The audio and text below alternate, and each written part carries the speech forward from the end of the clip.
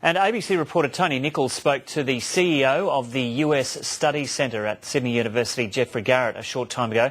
Mr Garrett says Hillary Clinton's Australian trip and Barack Obama's visit to India means the Asia-Pacific is on the United States radar. How important are these meetings? I think they're very important. It's probably going to be the case that some defence cooperation will be announced, but I think the symbolism is more important. And do you think Hillary Clinton's the right person for that job? Yeah, Hillary Clinton is doing a great job as Secretary of State. She's specialised in Asia in the Obama administration, and this is just more evidence of that. Now, Hillary was supposed to be at a morning tea this morning. She's not. I understand some of the questions from the Q&A this morning have been limited. There's categories she's prepared to speak on and not on. What are your thoughts on that? Yeah, Secretary Clinton loves these kind of town hall events with students. I think she wants to make a sort of multimedia, popular culture kind of spin rather than defence and security policy, so I'd expect most of that to be in the OSMIN meetings tomorrow behind closed doors, but I presume there'll also be some public statements after that.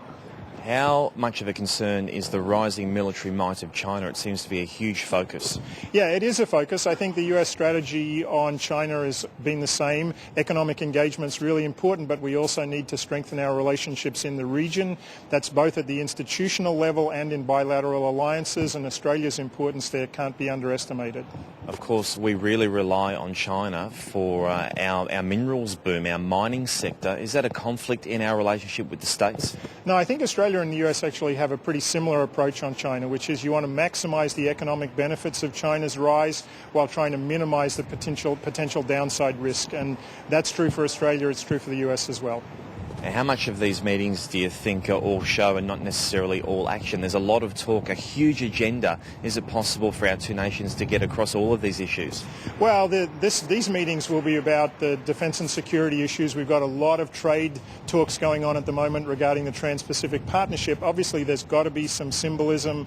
It's a pretty important event when you have Hillary Clinton in Australia, so lots of photo opportunities, but I think lots of substance also. And where are we missing out in this relationship? What aren't we doing well enough?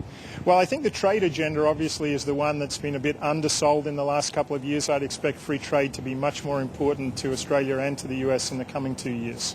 And Julia Gillard in her back seat in all of these negotiations and meetings, what do you think it's saying about our Prime Minister? Well, Kevin Rudd obviously developed some pretty strong relations in Washington, including with Secretary Clinton, but Julia Gillard is known in Washington and respected as well. I think she's just doing the right thing and allowing her Foreign Minister to take a leading role. And just finally, any concerns about our alliance and the way it's going? No, I think the alliance is rock solid. Barack Obama and his team took a big hit in the midterm elections. I don't think it's going to have any impact on the relationship. Geoffrey Garrett there from the US Studies Centre, and he's at the University of Melbourne this morning, where the US Secretary of State Hillary Clinton is taking part in that forum that you can see on ABC 1 and ABC News 24 at 6 p.m. tonight Eastern Daylight Saving Time.